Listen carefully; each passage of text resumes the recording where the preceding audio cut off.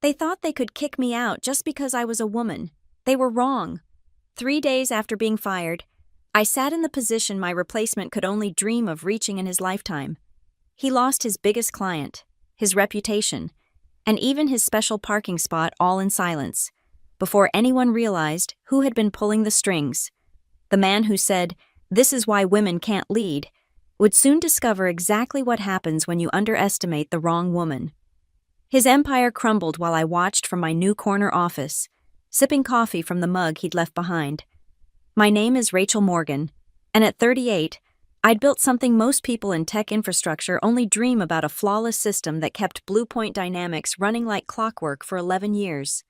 That Monday morning in March, everything changed when Evan Lockhart walked through our glass doors at precisely 8:30 a.m., designer suit pressed to perfection, platinum watch catching the light like a warning signal.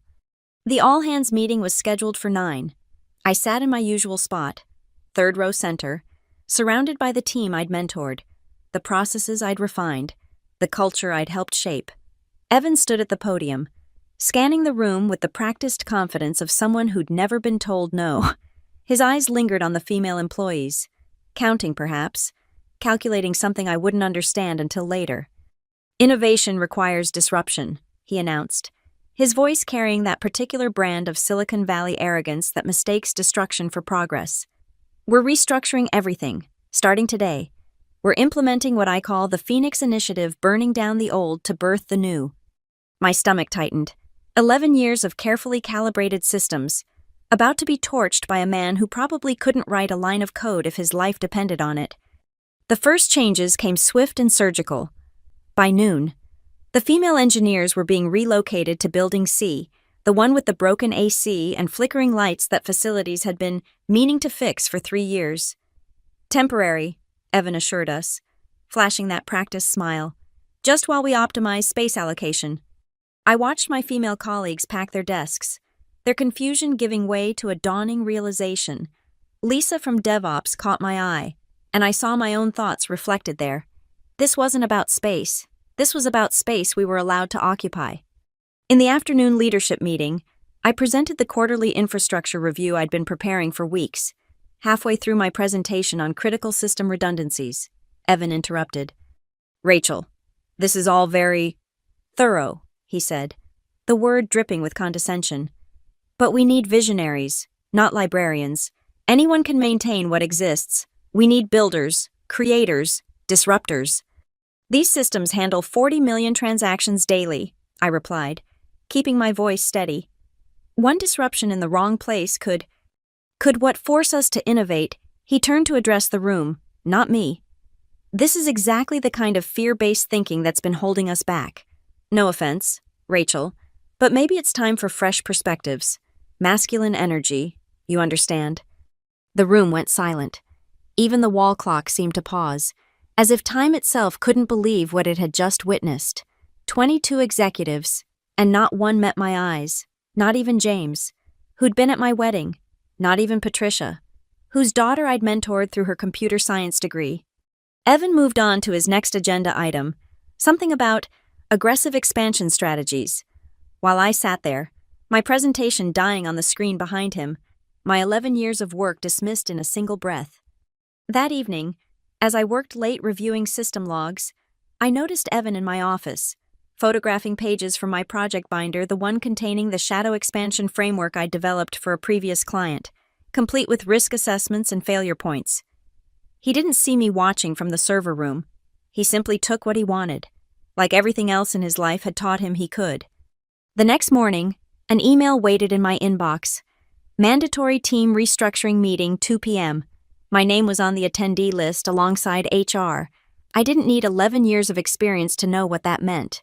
The storm wasn't coming. It was here. And Evan Lockhart had no idea he'd just declared war on the wrong woman. The Shadow Expansion Framework wasn't just another strategy document, it was a loaded weapon in the wrong hands. I'd created it 3 years ago for a telecommunications client who ultimately decided against implementation after seeing my risk analysis. The plan could generate massive short-term gains, but without proper safeguards, it would trigger regulatory violations, data sovereignty issues, and potential criminal liability. Every page contained warnings in red ink. Every section ended with contingency requirements. It was a blueprint for success or disaster, depending on who wielded it. Evan found it on a Thursday. By Monday, he'd stripped out every warning, every safeguard, every carefully documented risk. The version projected on the conference room screen during the executive meeting looked like my work, my charts, my projections, my revolutionary approach to infrastructure scaling, but gutted of everything that made it safe. "This is the kind of bold thinking Blue Point needs," Evan announced, clicking through slides I'd spent months perfecting. "We're going to present this to Summit Core Industries next week. $120 million annually. Ladies and gentlemen, the biggest contract in our history." My throat constricted. Summit Core wasn't just our largest client. They were a federal contractor with strict compliance requirements.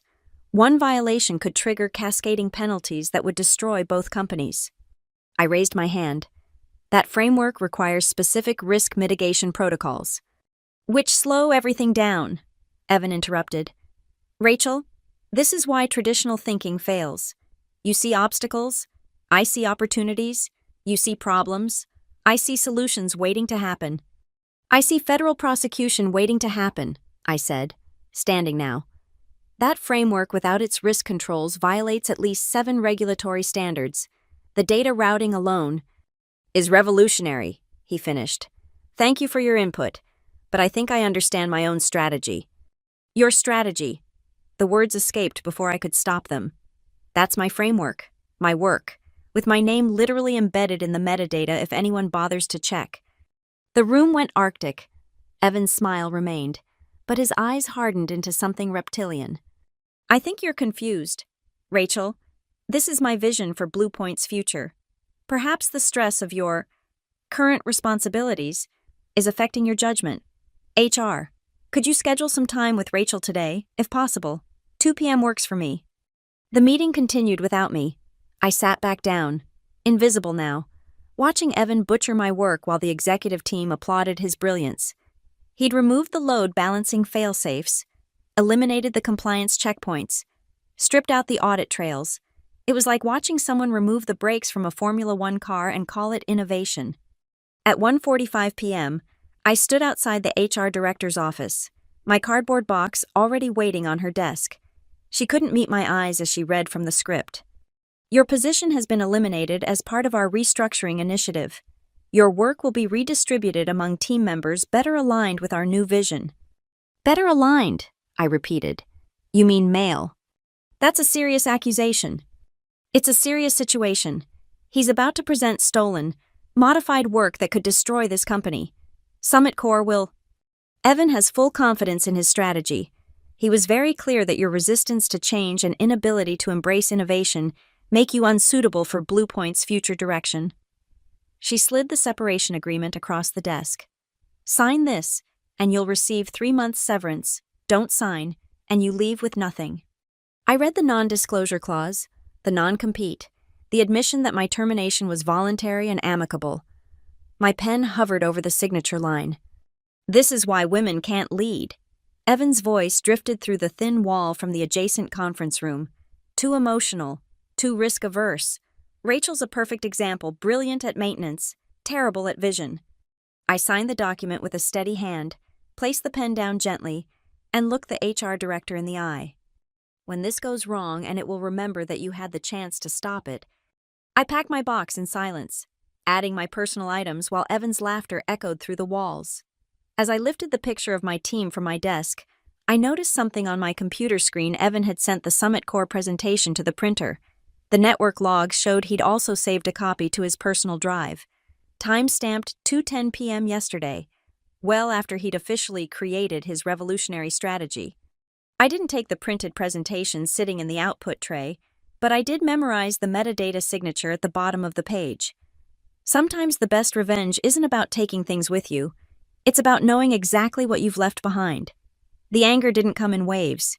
It crystallized, sharp and precise, like code compiling into executable commands.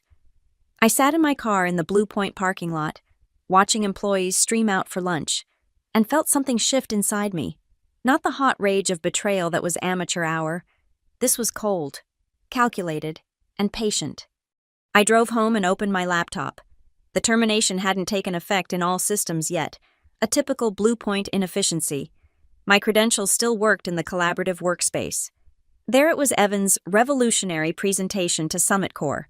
Scheduled for Friday at 10 a.m., he'd made more changes, each one more catastrophic than the last. The data sovereignty protocols gone, the encryption standards reduced to decoration, the compliance checkpoints deleted entirely. He'd turned my framework into a corporate suicide note. I closed the laptop and made coffee, standing at my kitchen window, thinking, revenge is like architecture. It requires foundation, structure, and perfect timing. Too early, and you lack evidence. Too late, and the damage is done. But there's a sweet spot where justice and opportunity intersect. My phone buzzed at 3:12 p.m. on Wednesday. The name on the screen made my pulse quicken. Lydia Torres, Chief Operating Officer of Summit Core Industries. The text was brief. Heard about your departure from Blue Point. That's their loss. Coffee tomorrow. I have concerns about Friday's presentation. Lydia and I had history, good history, 5 years ago, when she was struggling to modernize Summit Core's infrastructure. I'd spent 3 months basically living in their offices, rebuilding their systems from scratch. We'd worked 18-hour days together, surviving on takeout and determination.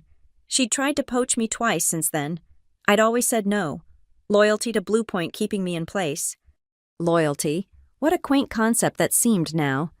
Name the place, I replied. We met at a quiet cafe downtown, the kind where conversations stayed private and the coffee was strong enough to fuel revelations. Lydia looked exactly as I remembered: sharp suit, sharper mind, eyes that missed nothing. Rachel, she said, sliding into the booth across from me. I'm going to be direct. Evan Lockhart sent us a preview of Friday's presentation. It's your work. I recognize your structural signatures anywhere, but something's wrong. It's like someone took a symphony and removed all the pauses. The music's there, but it's going to cause a train wreck. I set down my coffee carefully. How much of a train wreck are we talking about? Federal investigation level. We're a defense contractor. Rachel, the data routing he's proposing would put classified information through unsecured channels. The SEC alone would have a field day, not to mention the Department of Defense. She pulled out her tablet, showing me Evan's slides. But here's what's interesting. Legal had me pull our archives. We still have your original proposal from 3 years ago. The one you did for our telecommunications subsidiary. Same framework, but with all these risk assessments and safety protocols. She swiped to a comparison view, side by side. The difference was damning. He's going to destroy both companies, I said quietly. That's what I'm trying to prevent. But I need help. I need someone who understands this framework inside and out. Someone who can explain to my board exactly what's wrong and how to fix it. She leaned forward. I can't officially hire you while you're under a non-compete, but I can bring you in as an independent security consultant to review vendor proposals. Completely legal, completely above board, and completely necessary if we're going to survive Friday. What about Evan? What about him? He wants to present his strategy. Let him present it. But my board will have questions, hard questions, and I'll have an expert on hand to ensure we make informed decisions. Her smile was sharp as winter. It's not personal. It's business. I have a fiduciary duty to protect Summit Core from catastrophic liability. I thought about Evan's smirk as he'd dismissed 11 years of my work, his casual cruelty as he'd redistributed my responsibilities to better aligned team members, the way he'd said, "This is why women can't lead," like it was scientific fact. I'll need access to all documentation he submitted, full financial projections, risk assessments, or the lack thereof, everything. Done. I'll have legal send the contract tonight. Consulting fee is $5,000 per day, plus performance bonus if you help us avoid a disaster. She stood, then paused. Rachel, that thing he said, about women not being able to lead, he's about to learn exactly how wrong he was. My board is 60% female. They're going to eat him alive. As I watched her leave, I felt the pieces clicking into place. Evan thought he'd fired a maintenance worker. He was about to discover he'd armed his own executioner. The spark of revenge had found its fuel. Now all I needed to do was control the burn. The conference room at Summit Core's headquarters felt like a war room. Lydia had assembled her core team: legal, compliance, risk management, and IT security. They sat around the polished table, Evan's presentation displayed on the main screen like evidence at a crime scene. "Walk us through it," Lydia said, nodding to me. "Every violation, every risk, every place where this goes catastrophic." I stood, laser pointer in hand, and began the dissection. "Page 12, I began, highlighting the network architecture diagram. "This routing protocol sends data through commercial servers in Eastern Europe. For a defense contractor, that's not just a violation, it's potential treason. The Committee on Foreign Investment would shut you down within hours." The head of legal went pale, frantically taking notes. "Page 18. The cost savings Evan's projecting. They come from eliminating redundancy protocols. One server failure, and you lose not just data, you lose data integrity. For financial reporting, that triggers Sarbanes-Oxley violations. We're talking criminal charges, not just fines." I clicked through slide after slide, each revelation worse than the last. The compliance officer had stopped writing and was simply staring at the screen in horror. "But here's the masterpiece," I said, pulling up page 32. "The implementation timeline. 6 weeks to full deployment. No testing phase. No rollback capability. No parallel systems during transition. Once you flip this switch, there's no going back. If it fails when it fails, Summit Core goes dark. Completely. Your defense contracts would default instantly." "Jesus Christ," someone whispered. Lydia remained composed, but I saw her jaw tighten. "Show them the original." I switched presentations, displaying my authentic framework with all its safety mechanisms intact. The difference was like comparing a bulletproof vest to tissue paper. "This is what Evan based his innovation on," I explained. "But see these red sections? These are the risk mitigation protocols. 28 critical safeguards. He removed all of them. It's like he took the blueprint for a nuclear reactor and removed all the cooling systems to make it more efficient." "Can we fix it?" Lydia asked. "Not in 6 weeks, not even in 6 months, not if you've already started down his path. But," I pulled up a third presentation, one I'd spent the last 48 hours preparing. "We can build something better, something that gives you the expansion you need without the risk of federal prison." The room leaned forward collectively. "It's a parallel implementation. We build the new infrastructure alongside the old, test every component, verify every connection. Yes, it takes longer 4 months instead of 6 weeks.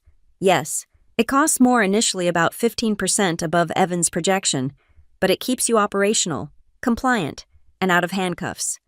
"What about the contract?" the CFO asked. "Evan's promising massive savings." I pulled up the financial models. "His savings are illusions.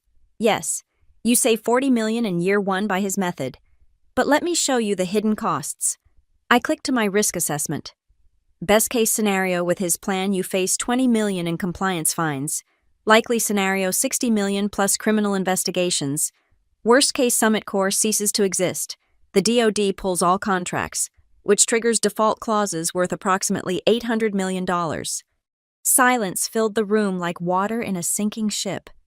"I need everything," Lydia said finally. "Every document, every piece of evidence showing the original framework was yours, and that he stripped out the safety protocols. Legal will need a complete chain of custody for the intellectual property." I handed her a flash drive.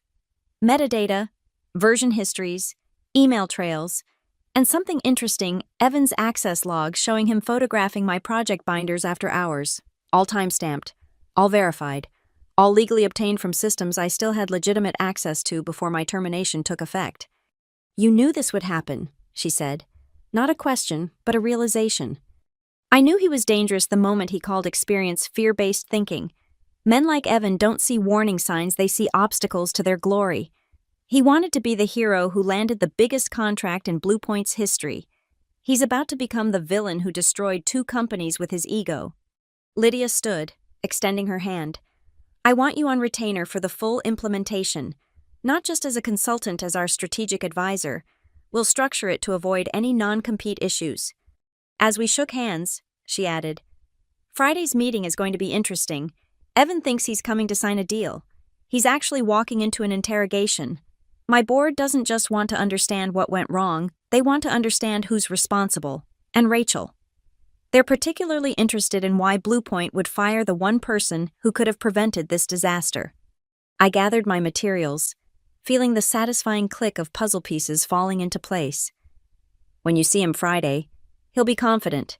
He'll quote Steve Jobs, talk about disruption, probably mention that women are too risk-averse to understand his vision. And then you'll show him what happens when he underestimates the wrong women. All of us. Thursday night. I worked until 3 a.m., perfecting the counter-proposal that would save Summit Corps while exposing Evan's incompetence. Every slide was a surgical strike maintaining professional language while systematically dismantling his house of cards. The forensic evidence was beautiful in its simplicity. I'd recovered the email where Evan had explicitly instructed his assistant to remove all the paranoid safety stuff from Morgan's framework. The version control showed 17 iterations, each one stripping away another safeguard. The metadata revealed he'd spent exactly 12 minutes reviewing a framework I'd developed over 3 months. But the crown jewel was something I'd discovered in Bluepoint's public financial filings. Evan had already promised the board a signed Summit Corps contract by Friday, close of business. He'd literally bet his position on this deal. The stock price had jumped 8% on his guarantee. I compiled everything into a comprehensive package, the original framework with my name and creation dates preserved, the bastardized version Evan was peddling, and a line-by-line comparison showing exactly where each modification would trigger regulatory violations. I added cost projections for the inevitable lawsuits, probability matrices for federal investigations, and a timeline showing how quickly Summit Corps would face defense contract cancellations. Then I built the alternative, my real framework, updated with 3 years of technological advances, complete with implementation schedules, testing protocols, and compliance guarantees. It would deliver 90% of Evan's promised savings without a single legal risk. More importantly, it included something Evan's version never could: sustainability. Lydia called at 7 a.m. Friday morning. The board's reviewed everything. They're unsettled. Charlotte Williams. She chairs our risk committee. She wants to know if you can attend the meeting. I thought I was supposed to stay invisible. Plans change. The board wants Evan to present his proposal. Then they want you to present your analysis. Face-to-face, professional courtesy. They're calling it, she paused. Actually, Charlotte called it, giving him enough rope to hang himself. But we're going with professional courtesy. Won't he recognize me? Oh, I'm counting on it. You'll be introduced as our external compliance consultant. Let him connect the dots himself. I chose my outfit carefully. The same black suit I'd worn to my first Bluepoint board presentation 11 years ago. The one where I'd saved the company from a $3 million migration disaster. Evan wouldn't remember, but I did. That presentation had established me as indispensable. This one would prove I still was. The Summit Corps boardroom was on the 42nd floor, all glass and gravity. I arrived at 9:30, 30 minutes before Evan's scheduled presentation. Lydia introduced me to the board members, 6 women and 4 men, all with the kind of resumes that made Fortune 500 companies nervous. Charlotte Williams, silver-haired and sharp as surgical steel, studied me with interest. "You're the one who built the original framework," she said. Not a question. Yes. And Bluepoint fired you for questioning this modified version. They fired me for being insufficiently aligned with their vision.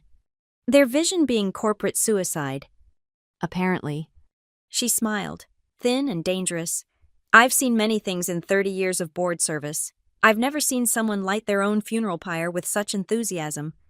At 9:55, Evan arrived with his team, 3 young men who looked like they'd been selected from the same MBA catalog.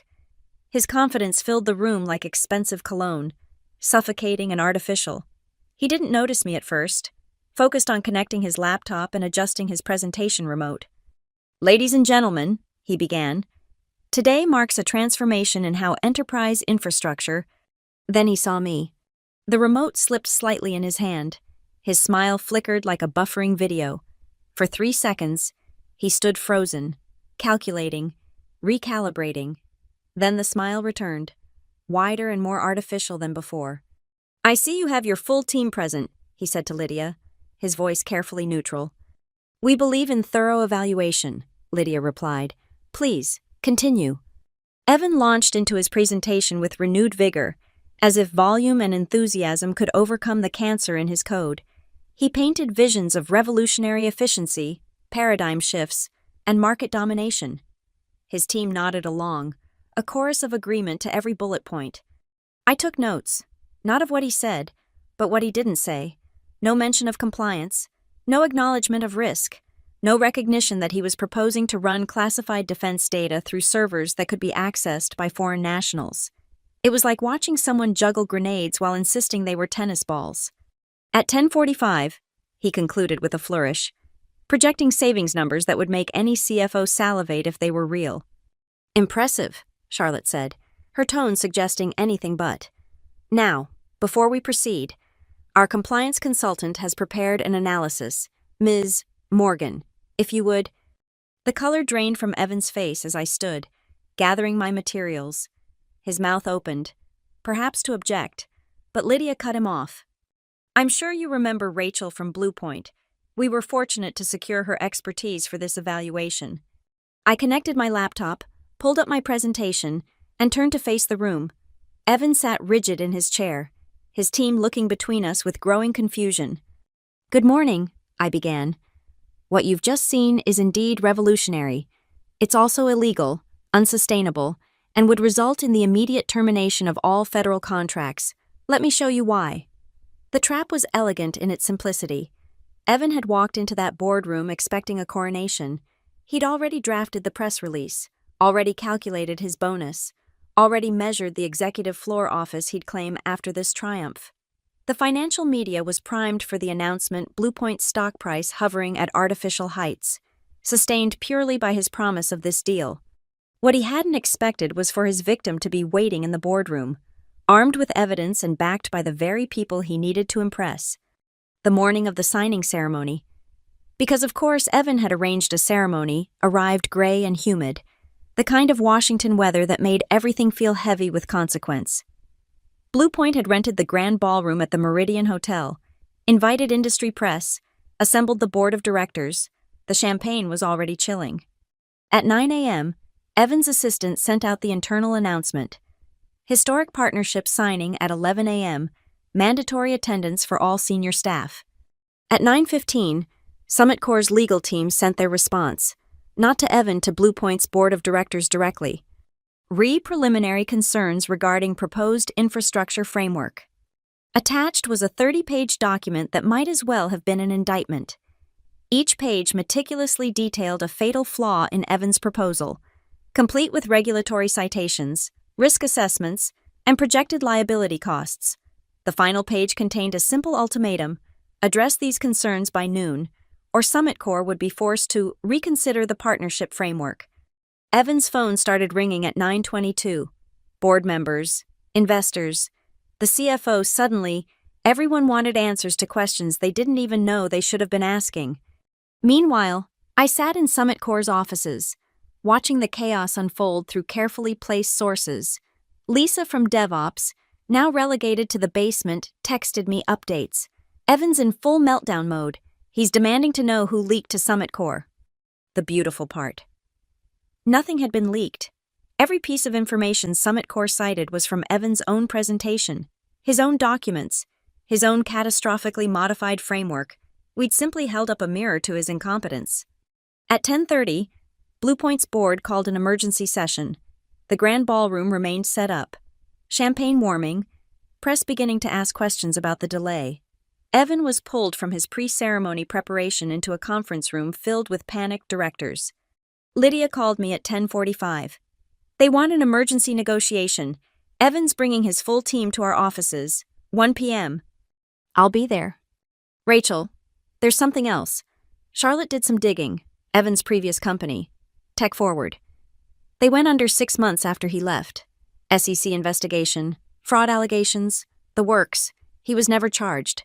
But the pattern is identical: aggressive expansion, stripped safety protocols, catastrophic failure. Serial killer, I said. Corporate serial killer. Exactly, and we're not going to be his next victim. The scene at Summit Corps' headquarters that afternoon was orchestrated theater. Lydia had arranged the main conference room, specifically Summit Corps' team on one side, Bluepoint's on the other, and at the head of the table, Charlotte Williams presiding like a judge at a tribunal. Evan arrived with damage control written in every line of his body.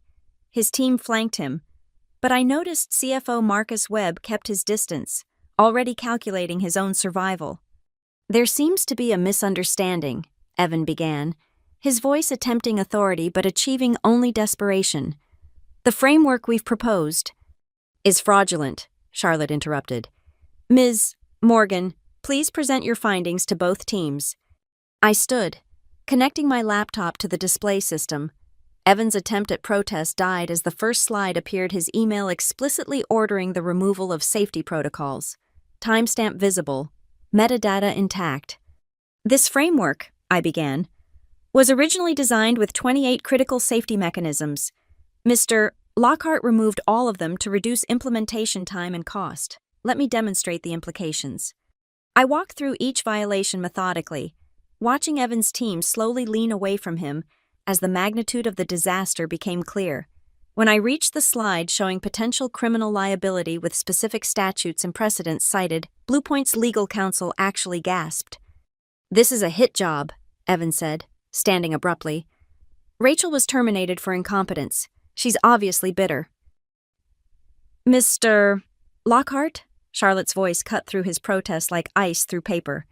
"Ms. Morgan provided us with the original framework, complete with creation dates predating your arrival at Bluepoint by 3 years.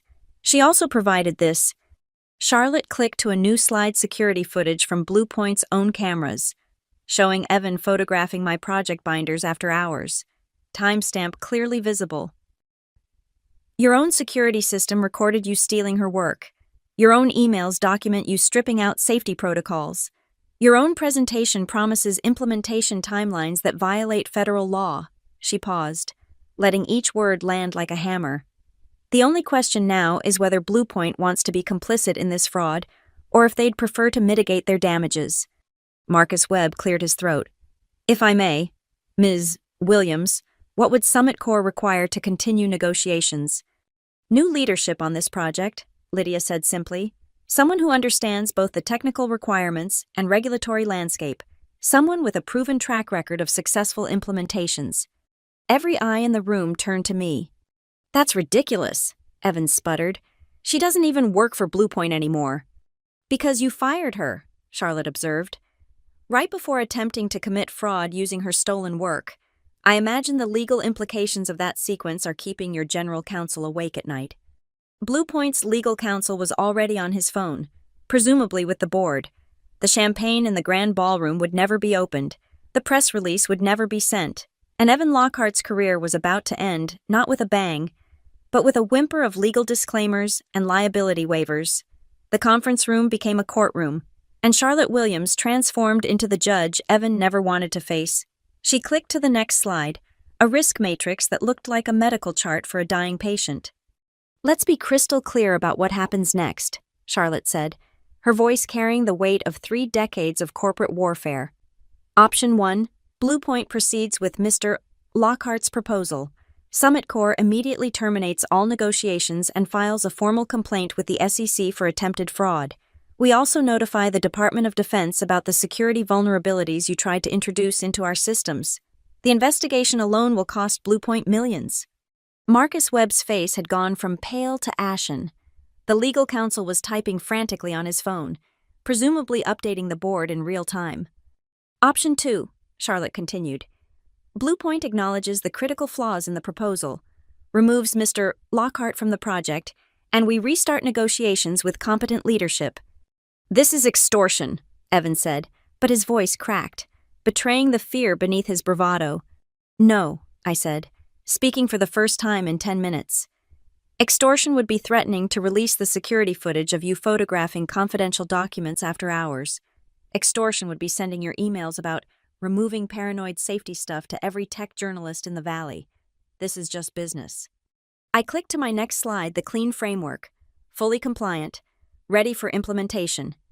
This is what Summit Corps actually needs.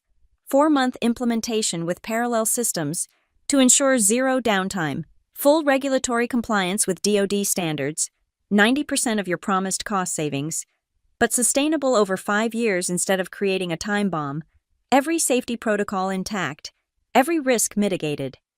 "And who would oversee this implementation?" Marcus asked, though he already knew the answer. "Someone who understands it inside and out," Lydia said. "Someone who built it from scratch. Someone you had on your payroll until Monday." The Blue Point team huddled, whispering urgently. Evan stood isolated, his own team having unconsciously stepped away from him like he was radioactive. Which, professionally speaking, he was. Marcus's phone rang. He listened for 30 seconds, then nodded. "The board would like to speak with Mr. Lockhart immediately. They're waiting on video conference in Suite 400. Evan straightened his tie, attempting to salvage some dignity. "This isn't over." "Actually, it is," Charlotte said. She clicked to the final slide, a timeline showing every company Evan had led over the past decade. Each one had followed the same pattern: aggressive expansion. Safety protocol failures. SEC investigation, bankruptcy. Tech Forward, 2019, Maelstrom Digital, 2021, Vertex Solutions, 2023. All collapsed within 6 months of your departure. Bluepoint won't be added to this list.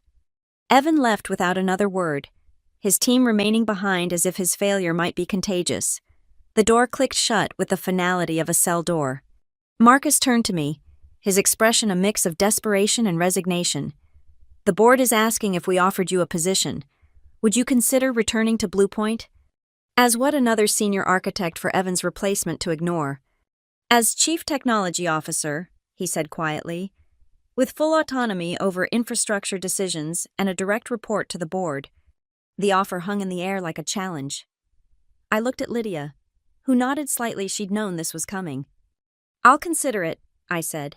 "But right now, I'm under contract with Summit Corps to ensure this implementation doesn't destroy both companies. My rate is $5,000 per day, plus performance bonuses. That's substantial. So is preventing federal prosecution. I imagine Evan's golden parachute costs more than my expertise." Charlotte laughed, sharp and genuine.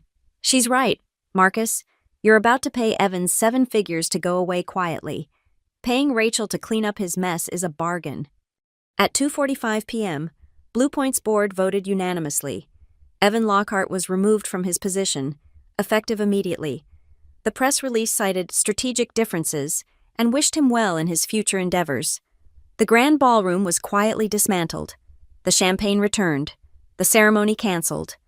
But the real ceremony was happening in Summit Corps' conference room, where I was signing a 6-month contract to oversee the proper implementation of my framework.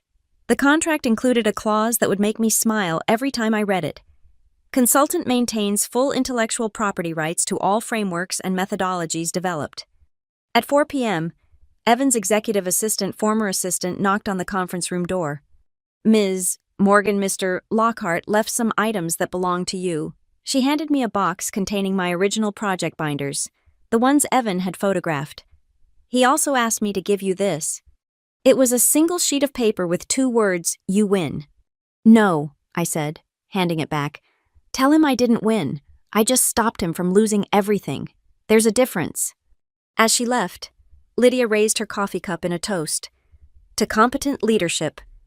"To women who can't lead," Charlotte added with a wolf smile. We clinked cups as somewhere across the city, Evan Lockhart was packing his office for the 4th time in 5 years. His pattern finally broken. His incompetence finally exposed. The trap hadn't just been sprung, it had been demolished, leaving nowhere for him to hide. Monday morning arrived crisp and clear, the kind of day that makes Washington feel like a city of infinite possibilities. I arrived at Summit Corps' headquarters at 7:45 a.m., badging in with my new credentials, Head of Strategic Innovation. The title came with a corner office on the executive floor, a compensation package that doubled my Bluepoint salary, and most importantly, complete autonomy over infrastructure decisions. The offer had come Friday evening, 2 days after Evan's spectacular implosion. Charlotte Williams had called personally. "We don't just want you to fix this mess, Rachel. We want you to build something revolutionary the right way, your way." As I set up my new office, I could see the Bluepoint building 3 blocks away. Through my telescope, a gift from Lydia with a note saying, "For keeping watch," I could actually see into their executive floor.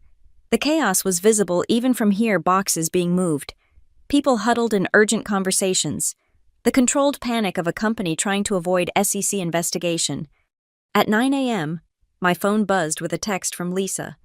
Still trapped in Blue Point's basement. You need to see this. She'd sent a photo from the parking garage. Evan's reserved spot, the one marked CEO in gold letters. The one he'd specifically had moved closer to the elevator was being cleaned out. His Maserati was being loaded onto a tow truck, presumably repossessed after Blue Point's board refused to pay out his full severance package. The fraud investigation had given them grounds to invoke the misconduct clause. But the best part was what happened next. The facilities team immediately began repainting the space. By noon, it would no longer say CEO. It would say reserved for Employee of the Month, a program I'd suggested 5 years ago that Evan had killed his first week. I pulled up my implementation timeline, the real one, the one that would save both companies while building something sustainable. 4 months of careful work, but it would be worth it. My team handpicked from both companies plus some familiar faces I'd poached from Blue Point's basement was already assembled in the main conference room. Morning, everyone, I said, entering to find 20 eager faces. Let's build something that won't land anyone in federal prison.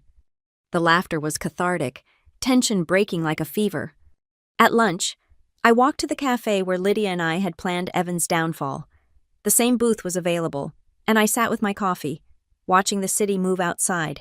My phone showed 17 messages from former Blue Point colleagues, all variations of congratulations mixed with, "We should have stood up for you." Should have, could have, didn't. But one message stood out. Marcus Webb. The board has asked me to extend an offer. CTO position. Your terms. Immediate start. Please consider returning home. Home. As if Blue Point had ever been that. I typed back. That building stopped being home the moment you let him call me incompetent for having ovaries. Good luck with the SEC investigation. At 3 p.m., Charlotte stopped by my office. There's something you should see. She handed me a tablet showing a Business Insider article. Former Blue Point CEO, under federal investigation for pattern of corporate fraud.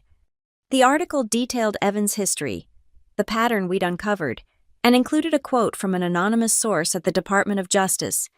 Mr. Lockhart's systematic removal of safety protocols while misrepresenting risks to investors constitutes a clear pattern of securities fraud. That anonymous source, I said, that wouldn't happen to be. My daughter runs the white-collar crime division, Charlotte said with a smile sharp enough to cut glass. Funny how things work out. By 5 p.m., my first day as head of strategic innovation was wrapping up. I stood at my window, watching the sun gild the city in gold. When movement caught my eye at Blue Point's building, through the telescope, I could see someone standing in what used to be Evan's office, looking out at the city. The figure turned, and I recognized Marcus Webb. Stress visible even at this distance. My phone rang. Unknown number. Rachel Morgan. Silence for a moment. Then, I underestimated you. Evan's voice, stripped of its usual arrogance. No, I replied. You never estimated me at all. I was just furniture to you. Something in the way of your glory. The FBI served a warrant this morning. They're freezing my assets. I know. You destroyed me. No, Evan, you destroyed yourself. I just made sure you couldn't take anyone else down with you. I paused, then added, this is why women can lead. We clean up the messes men like you create, and we do it without destroying everything in the process. The line went dead. As I gathered my things to leave, I noticed the parking garage beneath our building. In the spot marked Head of Strategic Innovation, my new Tesla was waiting a signing bonus from Summit Corp, but that wasn't what made me smile. 3 spots over, in what was clearly a visitor space, sat Evan's Maserati, not repossessed after all abandoned. A parking ticket fluttered on the windshield, and someone had left a note, cheaper to leave it than pay the legal fees. I walked past it to my own car, my heels clicking against the concrete with the rhythm of victory. Evan had lost everything: his position, reputation, wealth, and even his precious parking spot, all because he'd made the fatal mistake of believing that competence was determined by chromosomes rather than capability. The engine purred to life, and I drove home to my new life, leaving Evan's abandoned car in the shadows where it belonged. Sometimes the best revenge isn't about making noise. Sometimes it's about being so successful in the silence that your absence becomes louder than any accusation. He'd said women couldn't lead. I'd proven we could destroy those who believed it. Thank you so much for listening to this story of corporate revenge. I'd love to know where you're listening from. Drop a comment below and let's connect. If you enjoyed this tale of justice served cold, please subscribe to the channel and share your thoughts. Have you ever faced discrimination at work? How did you handle it? Your stories matter, and I'd love to hear them in the comments.